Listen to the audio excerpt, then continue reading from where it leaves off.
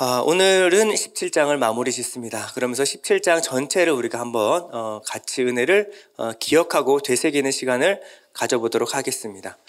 예수님의 기도는 오늘 17장 20절에 보면요, 내가 비옵는 것은 이 사람들만 위함이 아니요 또 그들의 말로 말미암아 나를 믿는 사람들도 위함이니. 지금 예수님의 기도는요, 처음에 예수님의 간구에서 시작하여 예수님이 택하신 제자들, 그리고 이제 교회로 향하고 있습니다.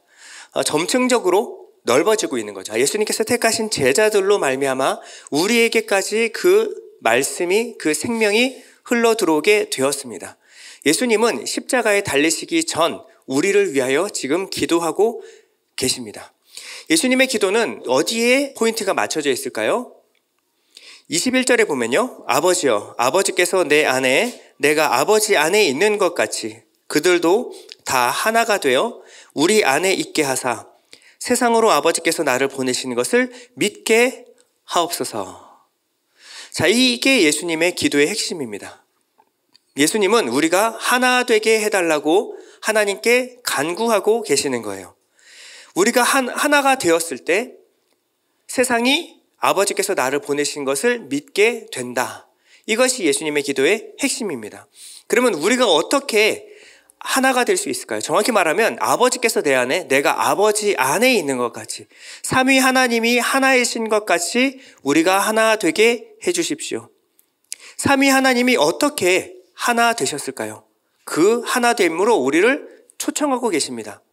그 하나됨의 비결이 무엇인가? 22절에 이어서 말씀하시죠. 내게 주신 영광을 내가 그들에게 주었사오니 이는 우리가 하나 된 것 같이 그들도 하나가 되게 하려 함이니이다. 이 삼위 하나님이 어떻게 하나가 되셨는지에 대한 삼위 하나님 안에 있는 비밀을 우리에게 알려주시는 것입니다. 그것이 무엇이냐면 예수 그리스도께 주신 영광, 그 영광으로 말미암아 삼위 하나님이 하나이신 것 같이 우리도 하나가 될 수 있습니다. 그들이 우리와 같이 하나가 되게 하기 위하여 하나님께서 내게 주신 그 영광을 그들에게 주었습니다. 그로 말미암아 그들도 하나 되게 될 것입니다. 라는 말이에요. 그러면 예수님이 받으신, 하나님이 예수님께 주어 있게 한 그 영광이 무엇일까요? 우리는 그것으로만 하나가 될 수 있습니다.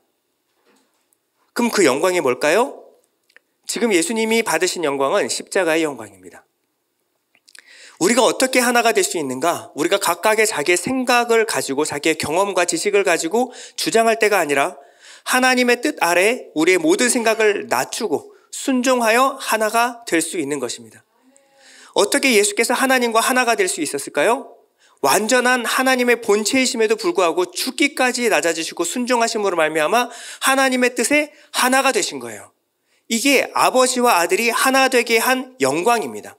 이 영광을 그들에게 주었사오니 그들 또한 자기를 부인하고 십자가를 지고 하나님의 뜻 아래 자기를 낮추어 하나 되게 해 주십시오. 이것이 예수님의 기도입니다. 어떻게 십자가가 영광이 되는가? 이 두 가지에 대해서 우리가 한번 살펴봤습니다. 자, 십자가가 무엇일까요? 십자가를 우리가 오해하기 쉽다고 말씀드렸죠. 십자가가 내가 하기 싫은 것을 억지로 하는 것, 이건 십자가가 아니라고 말씀드렸습니다. 내가 하나님의 뜻이니까, 하나님이 하라고 하시니까 내 뜻과 맞지 않아도, 내 생각하고 맞지 않아도 그냥 하나님이 하라고 하니까 무조건 순종하는 것. 여러분, 이것은 굴종이고 복종이라고 합니다. 왜 할까요? 나는 하기 싫고, 그리고 내 뜻과 내 생각하고 맞지 않아도 하는 이유는 하나님이 두려워서입니다. 하나님이 해코지할까 봐. 여러분, 이것은 십자가가 아닙니다. 십자가는요, 하나님의 분명한 뜻을 아는 거예요. 정확히 말하면 부분적으로 아는 것이 아니라 전체적으로 아는 겁니다. 전체적으로 아는 거예요.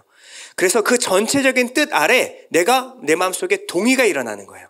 내 뜻대로 마음속고 아버지의 뜻대로 되기를 원합니다. 이게 뭐예요? 동의예요, 동의.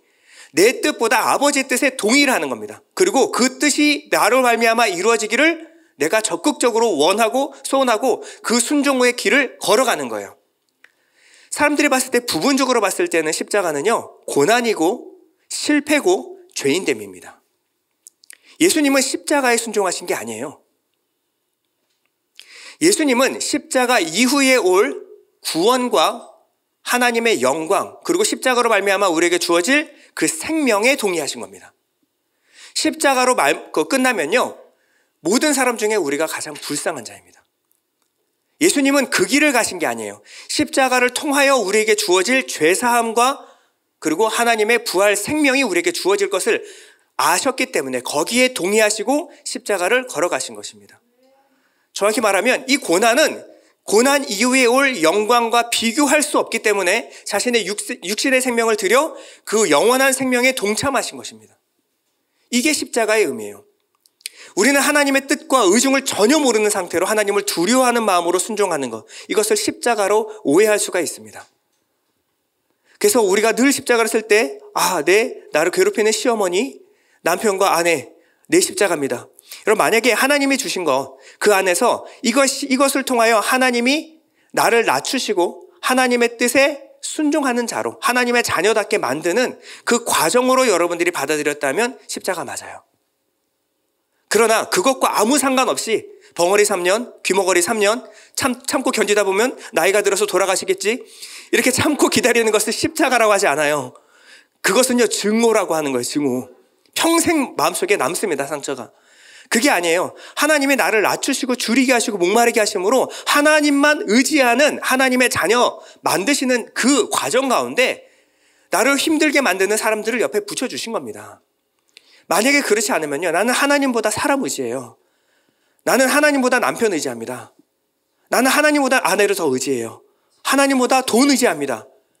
그래서 하나님이 내게 고난을 주시는 거예요. 이 고난 가운데 하나님이 내 고난을 주시는 의미를 알고 고난에 동참하면요, 고난 이후에 올 영광과 비교할 수 없는 겁니다. 이것을 통과하여 하나님의 자녀답게 만드는 과정으로서 내가 받아들인다면 십자가 맞아요. 그러나 그것과 상관없이 내가 소망, 부활의 소망, 하나님이 이 이후에 주실 나를 만드실 그 목적하고 상관없이 그것은 모르고 그저 참다 보면 좋은 날 오겠지. 여러분, 이건 십자가가 아닙니다. 이 십자가가 영광이라고 하는 것은 이 십자가 안에 하나님의 성품과 구원과 하나님의 나라의 비밀이 담겨 있기 때문에 그렇습니다. 영광은 독사란 말이고 독사 안에는 독스라는 말이 담겨 있어요. 독스는 하늘에 관한, 하나님에 관한 지식입니다. 이게 담겨 있어요. 그것을 이 땅 가운데 드러내는 것. 영이신 하나님, 보이지 않는 하나님의 비밀한 것이 이 땅 가운데 드러나는 것. 세상 사람들이 알 수 있도록 드러내는 것을 뭐라 그래요? 영광이라고 하는 거예요. 그러므로 영광은 반드시 그 안에 하나님과 하나님 나라에 관한 지식이 담겨 있어야 합니다. 이게 영광이라고 하는 거예요. 십자가 안에는 하나님의 성품, 율법이 아니라 믿음으로 말미암아 구원을 얻는 의를 하나님께서 기뻐하십니다. 이 의로 말미암아 모든 죄인을 구원하시기를 기뻐하셨어요, 하나님이. 이 하나님의 사랑과 공의와 하나님의 성품이 거기에 다 담겨 있죠, 십자가 안에. 그리고 하나님이 죄를 사하시고 이 십자가를 통과하여 우리에게 주실 부활 생명을 우리에게 계시하셨습니다. 그렇기 때문에 십자가가 하나님의 영광이 되는 거예요. 예수께서는 이 영광을 우리에게 주신 겁니다. 너희 생각 멈추고 하나님이 하라 그러면 무조건 해. 하나님 무서운 분이야. 이거 안 하면 하나님이 심판하신다. 이런 것을 우리에게 주셔서 너에게도, 내게 준 그 영광을 너에게도 주었다. 이 말씀하시는 것이 아니라 예수님께서 기도하시는 것은 이 십자가뿐만 아니라 십자가 이후에 주어질 하나님의 그 영광을 그들이 알게 해 주십시오. 그리함으로 말미암아 우리가 하나님의 뜻에 순종하게 해 주십시오. 십자가 목적이 아니라 십자가 이후에 주어질 그 생명에 포인트가 맞춰져 있는 거예요. 우리도요, 이 신앙이라고 하는 것이 부분적으로 알면 우리의 신앙을 오해하기 쉽습니다. 우리의 신앙을 십자가 신앙이라고 여러분들 생각하면요, 우리의 신앙을 고행과 수행의 종교로 바꿔버릴 수가 있어요. 지금도 필리핀에 가면요, 블랙 지저스 데이가 있는데요, 자기 스스로를 막 채찍질하고 학대합니다. 그리고 시커멓게 탄 예수 그리스도가 십자가를 메고 가는데 그 예수 그리스도를 만지게 되면 1년 동안의 애군이 사라진다. 이런 것을 믿고 열심히 자기를 수행하고 고행하는 그 기념하는 날이 있습니다. 여러분, 이것은 종교로 바꿔버린 거예요. 우리는 십자가의 종교가 아닙니다. 부활의 종교고 부활의 신앙입니다. 기독교 신앙은요, 이성을 제거하는 게 아니에요. 내 뜻이고 뭐고 다 내려놓고 하나님의 뜻에 무조건 순종하는 것. 여러분, 이게 아니라 기독교는요, 처절하게, 치열하게 생각하는 거예요. 생각을 멈추는 게 아니고 여러분들 고민하고 생각하고 묵상하고 알아내셔야 합니다. 하나님의 그 기뻐하신 뜻이 무엇인지, 이 말씀이 의미하는 바가 무엇인지를 치열하게 묵상하는 것이 우리의 신앙이에요. 그리고 그 뜻을 깨달아서 치열하게 내 삶 가운데 살아내는 겁니다. 살아내다 보면요, 여러분들이 하나님의 기뻐하신 뜻을 경험하고 그것이 믿음으로 자리 잡게 돼요. 당장에 이것은 하나님의 뜻 같지도 않고 내 뜻하고도 어긋나 보이지만 이것을 통과해 하나님이 내게 어떠한 것을 이루기를 원하시는가, 여러분 삶 가운데 계속해서 깨달아가는 거예요. 그러면요, 나중에는 이 고난과 환난이 닥쳤을 때 고난 너머에 하나님이 주실 그 영광에 여러분들의 소망이 맞춰지는 겁니다. 고난 가운데 믿음으로 고난을 이겨낼 수 있는 힘이, 근력이 여러분들에게 생기는 거예요. 여러분, 고난은요, 이 영광에 참여하기 위하여 받는 것이지 고난 자체가 우리의 목적이 아니에요. 고난을 많이 받으면 상급을 받는다, 그런 거 아닙니다. 하나님이 우리에게 주신 그 영광을 위하여 고난도 참아내는 것입니다. 예수께서는 이 십자가를 지기 전에 제자들을 위하여 또 우리 교회를 위하여 기도합니다. 십자가가 아니라 십자가 이후에 주어질 그 영광, 예수께서 왜 이 십자가를 지는가에 대해서 그들이 알게 해 주십시오. 그리함으로 말미암아 하나님이 하나이신 것 같이 예수께서 하나님의 뜻에 동참하고 적극적으로 그것을 순종하셨던 것처럼 그들도 순종하게 하여 우리와 같이 하나가 되게 해 주십시오. 십자가 이후에 올 그 영광을 그들로 말미암아 보게 하여 주옵소서. 이것이 예수님의 기도의 핵심입니다. 예수님은 21절에 이렇게 기도합니다. 아버지여, 아버지께서 내 안에 내가 아버지 안에 있는 것 같이 그들도 다 하나가 되어 우리 안에 있게 하사 세상으로 아버지께서 나를 보내신 것을 믿게 하옵소서. 믿게 하옵소서. 23절에 가보면요, 곧 내가 그들 안에 있고 아버지께서 내 안에 계시어 그들로 온전함을 이루어 하나가 되게 하려 함은 아버지께서 나를 보내신 것과 또 나를 사랑하신 것 같이 그들도 사랑하신 것을 세상으로 알게 하려 함이로소이다. 아버지여, 내게 주신 자도 나 있는 곳에 나와 함께 있어 아버지께서 창세전부터 나를 사랑하심으로 내게 주신 나의 영광을 그들로 보게 하시기를 원합니다. 지금 주님이 기도하시는 것은요, 니들이 눈 감고 귀 닫고 입 닫고 무조건 순종해가 아니라 하나님 믿게 해주십시오, 알게 해주십시오, 보게 해주십시오. 그래야 우리가 그 십자가를 지고 하나님과 함께 연합하여 하나 될 수가 있는 거예요. 여러분들이 알지도 못하고 믿지도 않는 것을 위해서 여러분들의 지금의 행복과 지금의 권리를 다 포기할 사람은 아무도 없습니다. 그러나 이것을 내려놨을 때 주시는 하나님의 영광을 위하여 이까짓 거 아무것도 아니니까, 세상에서 누릴 수 있는 거 아무것도 아니니까 그것을 얻고자 하여 우리가 다른 박질하는 겁니다. 예수님은 우리로 해 기도하십니다. 믿게 하여 주옵소서, 알게 하여 주옵소서, 보게 하여 주옵소서. 하나님이 이 십자가를 통하여 예수 그리스도께 어떠한 영광을 주실 것인가, 그것을 그들로 보게, 알게, 믿게 하여 주옵소서. 여러분, 예수님께서 이런 기도를 하신다는 것은 하나님의 도움 없이는 우리는 그것을 보지 못하기 때문에 그렇습니다. 하나님의 도움 없으면 결국 우리의 시선은 십자가에서 멈춰버려요. 눈에 보이는 게 거기까지니까 거기까지밖에 못 본다는 겁니다. 예수님은 무엇을 기도하고 계세요? 십자가가 아니라 십자가 너머에 있는 그 영광을 알게, 보게, 믿게 하여 주옵소서. 요한복음 1장 4절에서 5절 우리 다 같이 읽어볼게요. 시작. 그 안에 생명이 있었으니 이 생명은 사람들의 빛이라. 빛이 어둠에 비치되 어둠이 깨닫지 못하더라. 이 빛이 어둠에 비쳤는데도 불구하고 어둠이 깨닫지 못하는 상태, 이것이 우리의 상태이기 때문에 예수님께서 지금 우리를 위하여 중보 기도하시는 것입니다. 빛이면 예수님께서 역사 가운데 그것을 드러내셨으면 그것을 보면 반드시 알아야 돼요.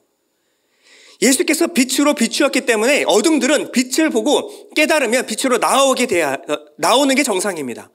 그런데 빛을 비추었음에도 불구하고 그들이 보지도 듣지도 믿지도 깨닫지도 못하더라. 이게 우리의 상태입니다. 그래서 예수님께서 우리를 위하여 하나님 아버지께 중보 기도하고 계시는 거예요. 보게 하여 주옵소서, 믿게 하여 주옵소서, 깨닫게 하여 주옵소서. 그냥 기도만 하시는 것이 아니라 어떻게 하면 보고 믿고 깨닫게 되는지에 대한 방법까지 제시하십니다. 24절인데요.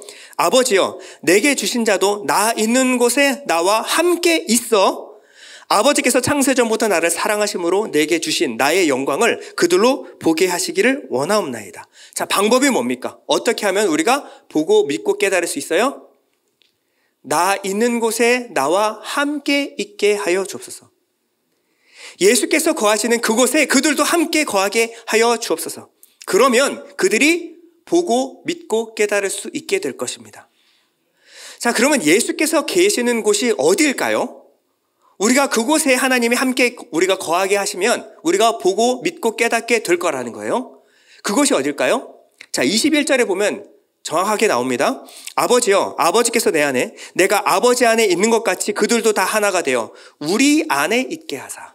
자, 예수님이 거하시는 곳이 어디예요? 우리 안에. 하나님의 삼위 하나님이 거하시는 그곳에, 여기가 어딜까요? 이곳이 어딜까요? 하나님과 예수님과 성령님께서 거하시는 곳이 바로 하나님의 나라입니다. 하나님의 나라예요. 그들이 하나님의 나라에 거함으로 말미암아 하나님이 어떻게 세상을 통치하시고 경륜해 나가시는가, 하나님이 어떻게 다스리시는가 그들이 보게 되면 예수께서 왜 십자가를 지고 승리하셨는가, 예수님의 성취가 무엇인가를 그들이 보고 믿고 알게 될 것입니다.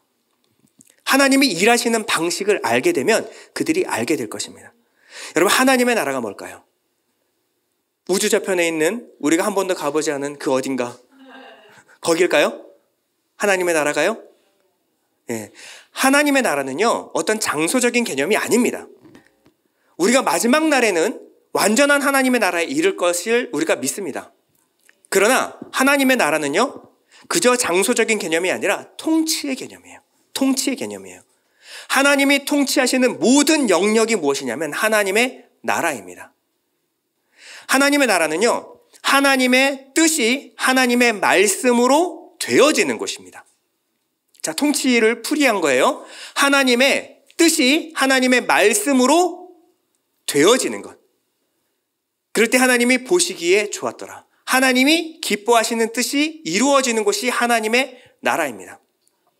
예수님이 순종하시고 성취하신 그 뜻이 무엇입니까? 이는 성경을 응하게 함이니이다. 예수님께서 말씀하셨어요. 성경에 기록된 하나님의 말씀을 성취하기 위하여 이 땅 가운데 오신 거예요. 예수님의 삶은요, 창세전 하나님의 작전과 계획, 하나님의 영광 안에서만 해석되어지는 거예요. 그것이 없이 예수님의 삶을 보면요, 예수님의 삶을 우리가 이해할 수가 없습니다. 예수님의 모든 삶은 성경을 응하게 하기 위한 과정이었습니다. 여러분, 이걸 이해하십니까? 자, 이것을 이해시키기 위해서 우리가 3주째 지금 무대와 무대 장치를 예를 들죠. 자, 무대에서 일어나는 모든 것은 제작자의 각본대로 되어지는 것입니다. 하나도 거기서 예외가 없어요. 이 각본은요, 이 제작한 사람들의 의도, 그리고 제작 동기, 목적이 다분히 담겨 있어요. 그리고 그것을 전달하기 위하여 배우들이 동원될 때가 있고, 어떤 무대 장치가 동원될 때가 있고, 사건이 동원될 때가 있어요. 그 배우와 인물, 그리고 사건 모든 배치마저도 그 제작자의 의도, 그것을 통하여 관객들에게 무엇을 전달하고자 하는 분명한 의도를 전달하기 위하여 배치되는 거예요. 우연이란 없습니다. 이게 우리의 역사예요. 이 무대 가운데 등장하고 사라지는 모든 것을 통하여 하나님은 하나님의 뜻과 의중을 우리에게 알게 하길 원하시는 것입니다. 우리가 만약에 그 뜻을 알고 보면요, 이 모든 역사 가운데 일어나는 모든 일이 하나님의 뜻 가운데 되어짐을 우리가 볼 수가 있습니다. 십자가는요, 부분적으로 보면 실패와 버려짐, 죄인됨이었지만 전체적으로 보면 하나님의 의를 이루신 사건이었습니다. 하나님의 보좌 우편에 앉으시고 결국에 가서 하나님의 영광을 드러내는 사건이 바로 십자가였어요. 부분적으로만 보면 버려지는 것 같고 실패하는 것 같았지만 전체적인 스토리를 알고 보면요, 이 십자가는 하나님의 영광을 위한 발걸음이었습니다. 이것을 알고 예수님을 보면요, 은혜와 진리가 충만하더라. 그 어느 순간에도 하나님의 뜻과 하나님의 기록을 이루시지 않은 것이 없어요. 모든 것이 하나님의 뜻 가운데 있었고 하나님의 말씀을 성취하시는 것입니다. 우리는 부분적으로 보면 안 돼요. 부분적으로만 보면 오해할 수가 있습니다. 그러나 예수님을 통하여 우리는 하나님의 뜻을 알고요. 하나님의 뜻을 이해하면요. 예수님의 삶을 이해할 수가 있어요. 자, 죄가 뭐예요? 죄는 하나님의 뜻, 스크립트와 상관없이 행하는 모든 동기와 열심입니다. 이 관점에서 예수님은 죄가 없으시다라고 말하는 거예요. 예수님이 죄 없다라고 하는 것은요. 우리가 생각하는 윤리, 도덕 그리고 사회법적인 죄를 짓지 않았다라는 얘기가 아니에요. 예수님은 죄가 없으시다라고 하는 것은 예수님은 이 말씀과 어긋나는 일을 하나도 행하지 않았다라는 거예요. 자, 보세요. 예수님은 율법을 어겼습니까? 지켰습니까? 율법을 문자적으로만 보면 예수님은 율법 다 어기셨습니다. 안식일을 거룩하게 지켜라, 일하지 말라 그러셨죠? 예수님 안식일에 일했어요, 안 했어요? 수많은 날이 있었는데도 불구하고 굳이 안식일 날 뭐 하셨냐면 손 마른 사람 치료하시고 눈 먼 자 뜨게 하시고 38년 된 병자 고치셨습니다. 문자적으로만 봤을 때는요. 예수님은 안식일을 범하셨습니다. 예수님은 나아가서 세리와 창기들과 함께 어울리며 먹고 마시셨습니다. 율법에 절대 금하는 일이었거든요. 예수님은 하셨어요. 율법을 어기셨어요? 지키셨어요? 문자적으로만 보면 어기신 거예요. 나아가서 당시 신학 교수님이시고 목사님이었던 당대 종교 지도자들에게 독사의 새끼들아, 누가 너희로 지옥의 불, 진노를 면하러 하더냐? 당시 5, 60살 된 나이 많은 지긋한 신학 교수님들한테 손가락질하면 독사의 새끼들아, 30살밖에 안 된 청년이, 결혼도 안 한 청년이, 여러분 이게 윤리적으로 도덕적으로 맞습니까? 안 맞아요. 안 맞아요. 예수님은 윤리 도덕적으로 살지 않으셨습니다. 나아가서 6월절 날 사람들이 다 모여들었어요. 뭐 하려고? 제사 지내려고. 하나님께 제사 지내려고. 근데 예수님이 끈으로 채찍을 만들어가지고 성전에 들어가서 재물과 돈꾀를 다 엎어버리셨습니다. 여러분 이게 윤리 도덕적으로 올바른 일입니까? 사회법적으로 올바른 일이에요? 아닙니다. 이거 경찰이 잡아가요 이러면요. 예수님은 율법적으로도, 윤리 도덕적으로도, 사회법적으로도 옳지 않았습니다. 우리가 예수님을 이렇게만 보면, 윤리 도덕 사회법적으로 보면요, 예수님은 그렇게 올바르게 사신 분이 아니에요. 그런데 이 모든 것이 하나님의 작정과 뜻을 이루기 위함이었습니다. 이것을 통하여 하나님의 뜻을 드러내기 위함이었습니다. 하나님의 작정과 예정, 하나님의 말씀을 우리에게 알게 하시기 위한 모든 방편이었습니다. 여기서 벗어나신 적이 없다라는 거예요. 사람이 볼 때는요, 죄고, 부분적으로만 봤을 때는 뭔가 잘못된 것 같은데 전체적으로 보고 결말로 보았을 때 하나님의 의였다라는 거예요. 모르면요, 이해가 안 돼요. 모르면 오해합니다. 근데 전체적으로 하나님의 뜻을 알고 보면 이 모든 것이 하나님의 의였다라는 거예요. 한 가지 더 예를 들어볼게요. 예수님의 유년 시절을 한번 생각해 보겠습니다. 자, 누가는요, 예수님의 지혜와 키가 점점 자라났다라고 말하고 있어요. 예수님은 완전한 하나님이시지만 완전한 사람이었습니다. 여러분 맞습니까? 이걸 많이 우리가 간과해요. 예수님은요, 키와 지혜가 자라나셨어요. 예수님이 태어나셨을 때 하나님이시니까 안 우셨겠죠. 딱 태어나자마자 죄 가운데 살아가는 죄인들을 향해서 눈물을 떠르르 흘리면서 내가 너희를 위하여 하늘 영광 버리고 이 땅에 왔다, 막 이러면서 기도하셨을까요? 갓난아이가 힘차게 울어 제끼셨습니다. 힘차게 울어 제끼셨겠었어요. 예수님이 배가 고프셔서 너무 배가 고픈데 젖달라는 소리를 하기에는 마리아의 사정도 있고, 그러니까 사람이 저주로만 사는 것이 아니오 하나님의 말씀으로 사는 것이다, 이렇게 참고 기다리셨을까요? 젖달라고 우셨습니다. 예수님이 유년기 때 자라나면서 못된 애들이 와서 해코지하고요, 괴롭히면요, 예수님이 저들의 죄를 사하여 주옵소서, 저들이 하는 것을 알지 못하기 때문입니다, 이렇게 그들을 위하여 팔 벌리고 기도하셨을까요? 오른밤 때리면 왼밤 돌려대면서 저들의 죄를 용서해 주시옵소서 이렇게 기도하셨을까요? 아니요. 엄마한테 와서 땡깡 부렸을 거예요. 아프다고, 약 발라달라고. 우리는요, 예수님이 완전한 사람이셨다라는 것을 관가할 때가 있어요. 그렇지 않으면 우리를 대표할 수가 없습니다. 우리를 대신할 수가 없어요. 그러면요, 자기의 배고픔을 위하여, 자기의 유익을 위하여 마리아를 괴롭혔던 예수님은 그러면 죄를 지으신 겁니까? 우리가 죄를 이렇게 생각한다는 거예요. 단편적으로. 뭐 하면 죄고, 거짓말하면 무조건 죄고. 여러분, 이게 죄가 아니라는 거예요. 하나님은 모든 성장 과정 가운데 하나님의 뜻을 이루기 위한 그 모든 것을 의로 여기십니다. 이게 쉬운 얘기가 아니에요. 하나님은요, 이 모든 과정 가운데 합력하여 선을 이루시는 분이십니다. 믿으십니까? 이 모든 과정 가운데서는요, 우리가 이해할 수 없는 과정까지 포함이 되어 있어요. 그거 안 하려고, 그거 안 하는 게 하나님의 기쁘신 뜻 아닙니다. 이 모든 실패와 넘어짐을 통하여 하나님은 하나님의 의를 이루시는 분이에요. 우리가 알아야 되는 것은요, 이 전체적인 이야기를 알지 않으면요, 부분적인 것에 우리가 넘어질 수가 있어요. 성경은 뭐라 그럽니까? 사람이 거듭나지 아니하면 하나님의 나라를 볼 수 없느니라. 거듭나면 그 무엇을 봐요?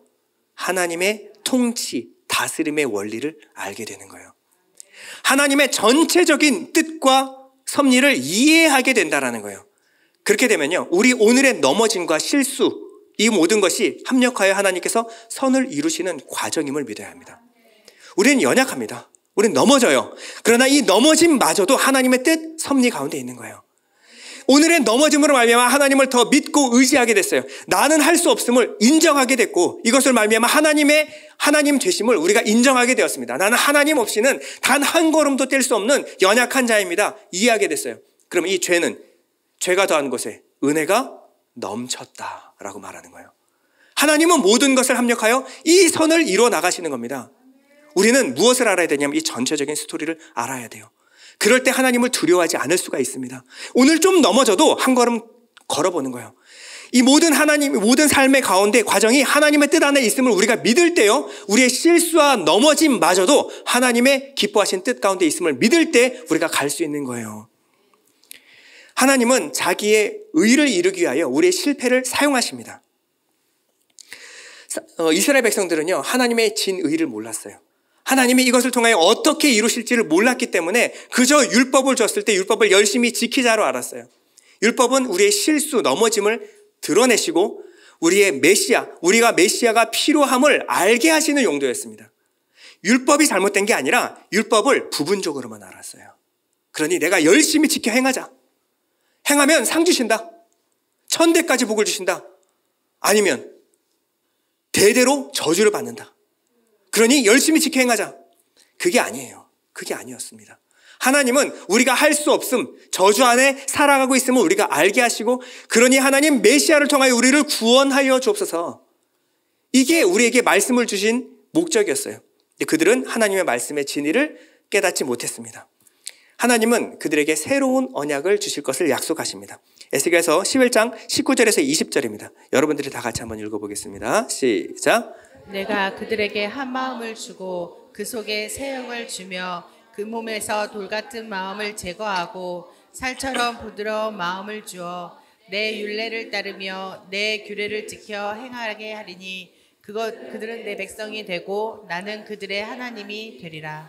자, 말씀을 어떻게 하면 지키게 되냐? 이 말씀은요, 하나님의 전체적인 뜻, 그 선을 이루게 된다라는 것입니다. 어떻게 그렇게 되냐? 새 영을 주어서 새 마음을 갖게 하여서 내가 지키게 할 것이다. 이것이 하나님의 전체적인 의도였습니다. 첫 언약은요, 십자가에서 폐하시고 완성하시고, 두 번째 언약을 위하여 하나님은 계속 역사를 경륜해 나가시며 이끌어 나가고 계셨던 거예요. 예수님은 우리를 위하여 기도하십니다. 하나님, 저들이 이 전체적인 뜻, 하나님이 예수께 주신 그 영광을 알게 하여 주옵소서. 하나님의 뜻을 부분적으로 아는 것이 아니라 풀리하게 이해해서 그들이 그 뜻에 따라서 순종하며 살게 하여 주옵소서. 그 완전한 뜻은요, 우리에게 영을 주어 영을 쫓아 살아가게 하는 것입니다. 실수와 넘어짐을 두려워하지 않고 하나님의 사랑 안에서 살아가게 하는 것.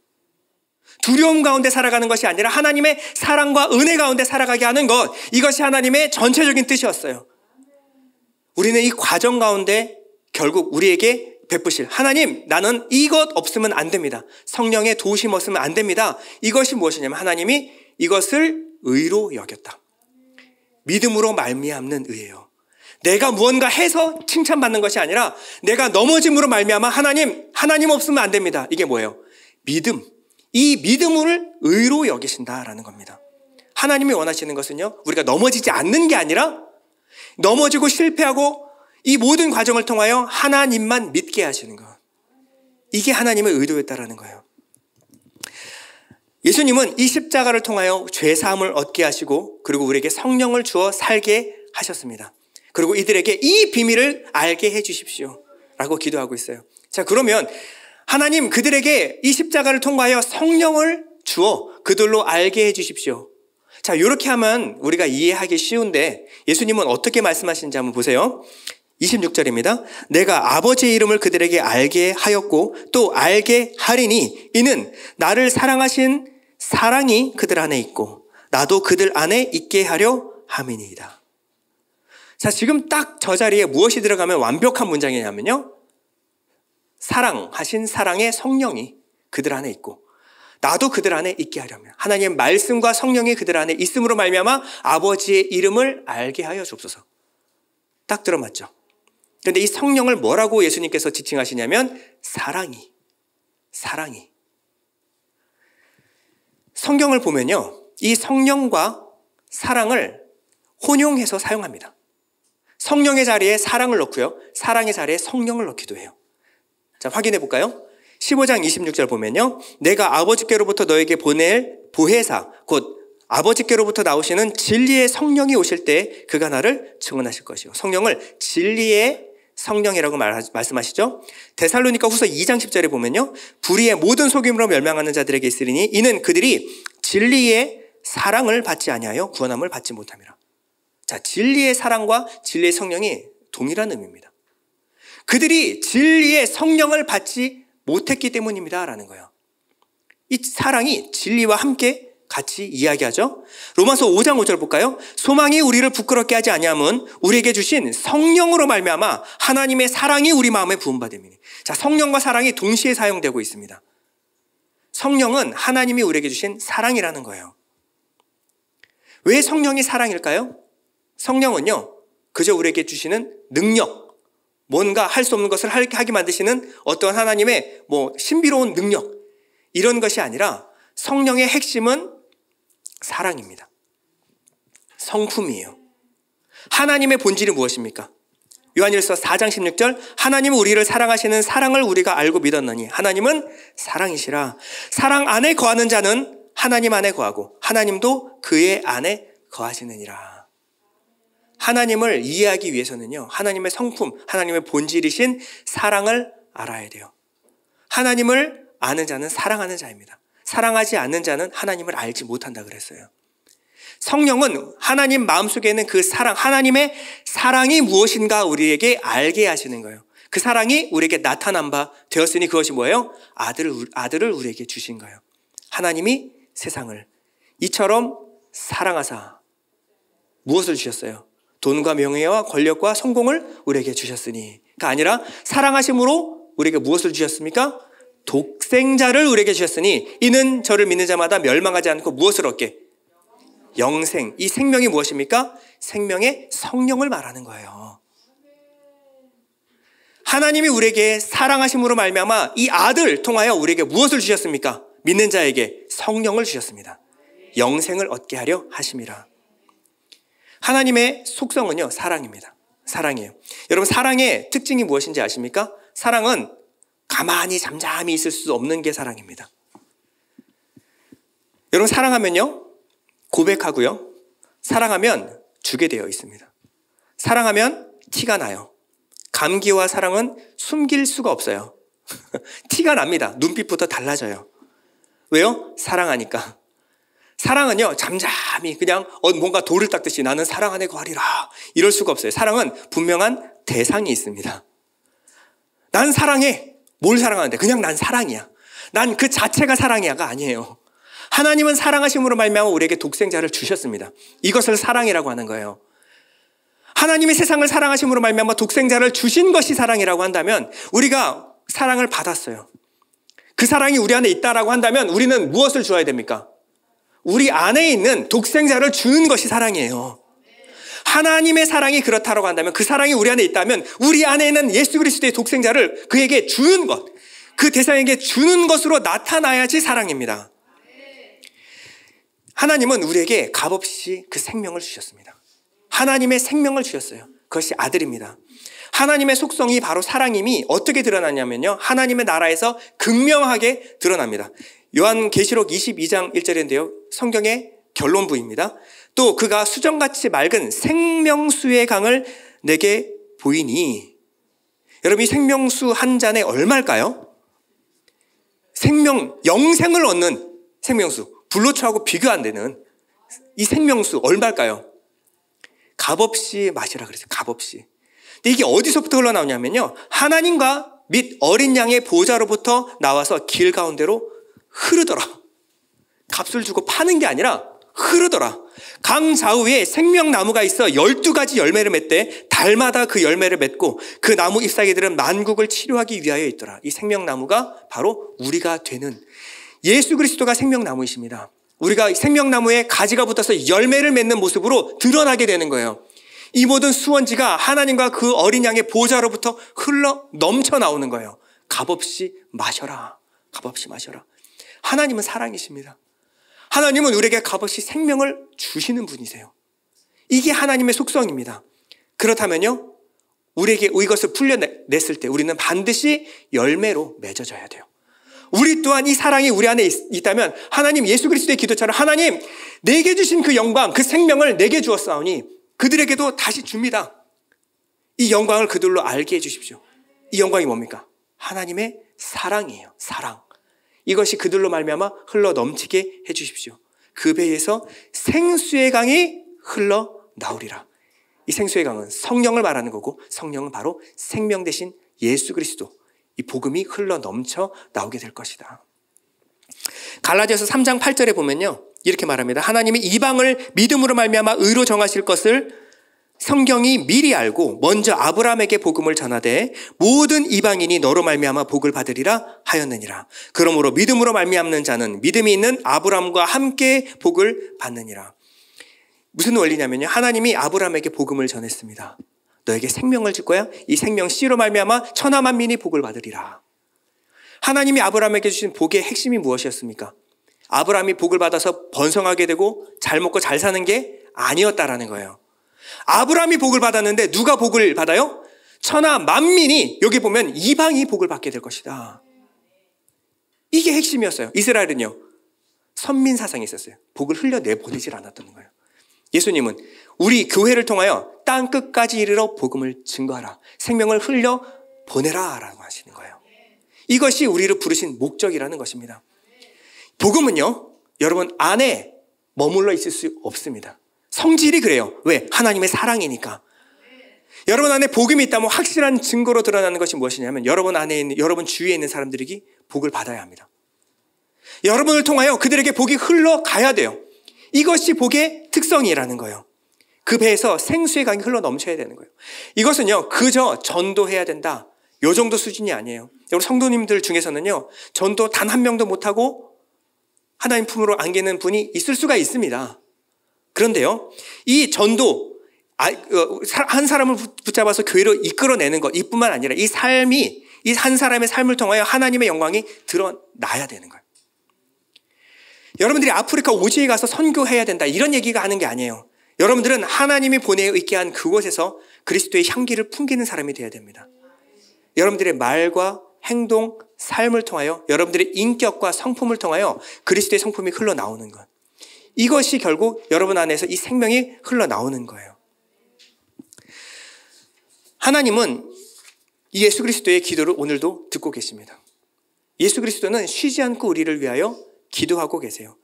23절에 보면요, 내가 그들 안에 있고 아버지께서 내 안에 계시어 그들로 온전함을 이루어 하나가 되게 하려 함은 아버지께서 나를 보내신 것과 나를 사랑하신 것 같이 그들도 사랑하신 것을 세상으로 알게 하려 함이로소이다.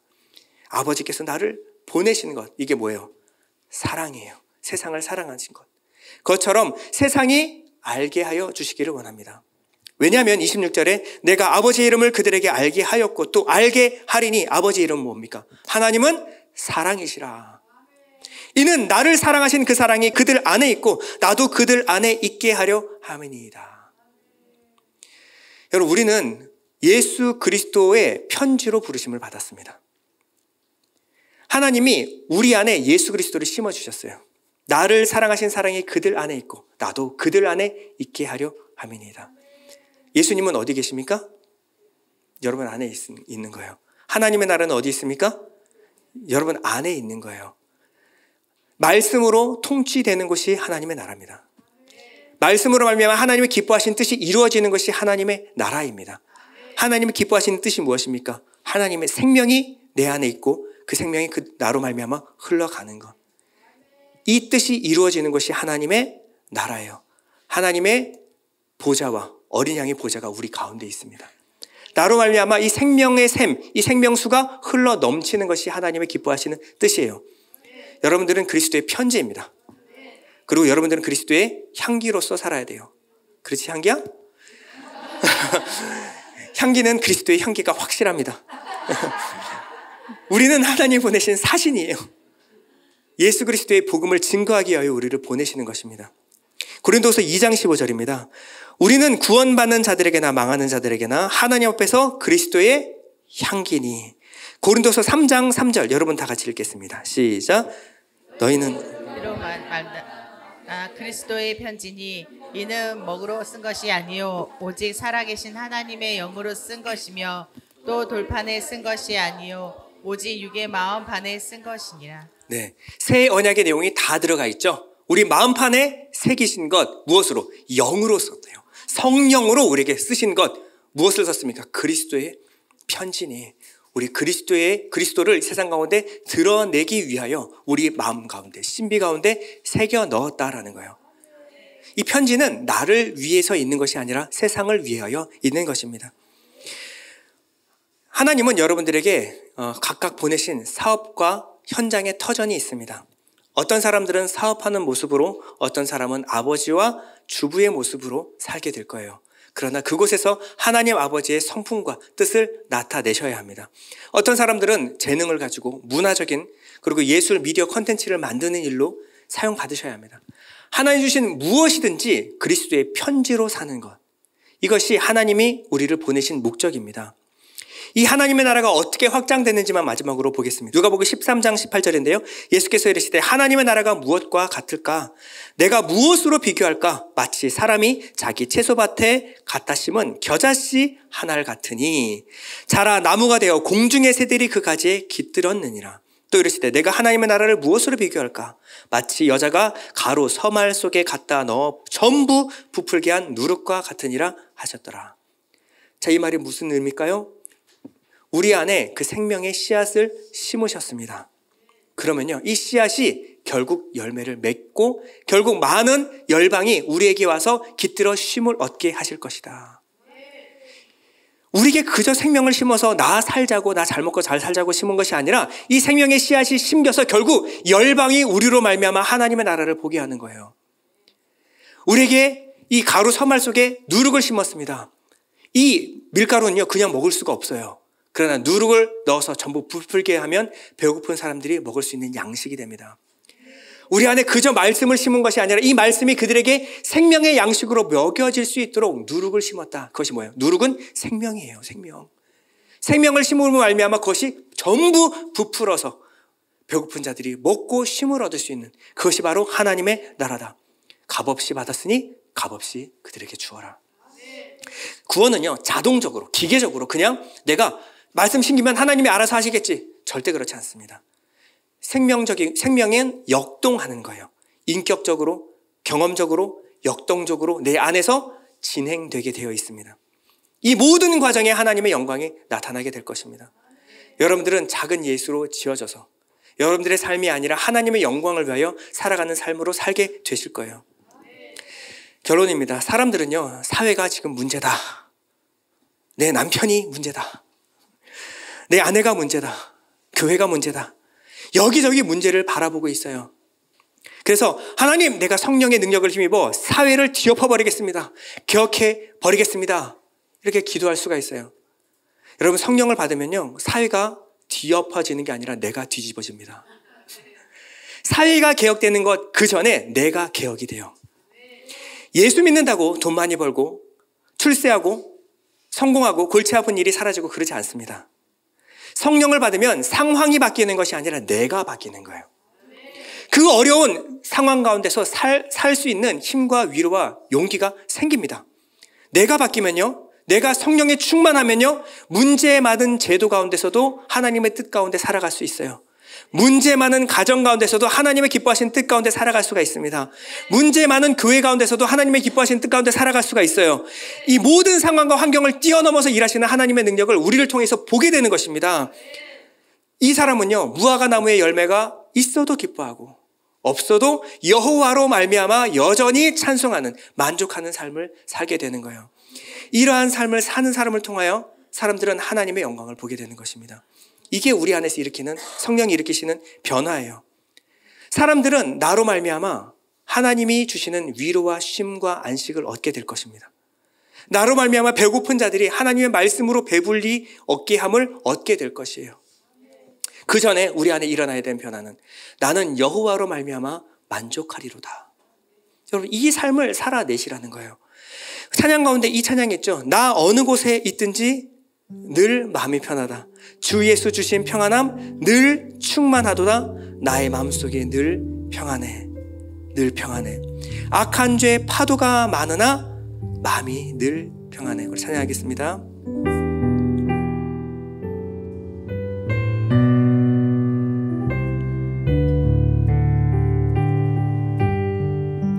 나 어느 곳에 있든지 늘 마음이 편하다. 주 예수 주신 평안함 늘 충만하도. 나의 마음속이 늘 평안해. 나의 마음속이 늘 평안해. 악한 죄 파도가 많으나 마음이 늘 평안해. 내 마음에 솟는 영생수 한없이 흐르니 목마름 다시 없으며 늘 평안하도다. 나의 마음속이 늘 평안해. 나의 마음속이 늘 평안해. 악한 죄 파도가 많으나 마음이 늘 평안해. 참되신 주의 사랑을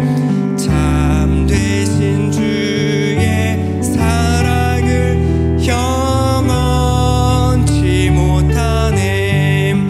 그 사랑 내 맘 여시고 소망을 주셔. 나의 마음속이 늘 평안해. 나의 마음속이 늘 평안해. 악한 죄 파도가 많으나 마음이 늘 평안해. 아멘. 우리 마음속이 늘 평안한 비밀이 무엇입니까? 나는 여호와로 말미암아 만족하리로다. 예수께서 기도하십니다. 내 안에 주신 하나님의 사랑이, 내 안에 주신 하나님의 영광이 그들 안에도 있어. 하나님을 알게 해주십시오. 예수 안에 있었던 그 영광, 그 평안, 그 사랑이 있었기 때문에 예수님은 그 십자가 속에서도 그 믿음을 변치 않고 지키실 수 있으셨습니다. 주 예수 내 마음에 들어와 계신 후 변하여 새 사람 되고 내가 늘 바라던 참빛을 찾음도 주 예수 내 마음에 오심. 물밀듯 내 마음에 기쁨이 넘침은 주 예수 내 마음에 오심. 여러분, 이게 우리 믿는 자들의 변화예요. 악한 죄 파도가 많으나 나의 마음은 늘 편안하다. 우리 잠시 기도하겠습니다. 눈을 감을 텐데요. 하나님, 여호와로 만족하게 해주시옵소서.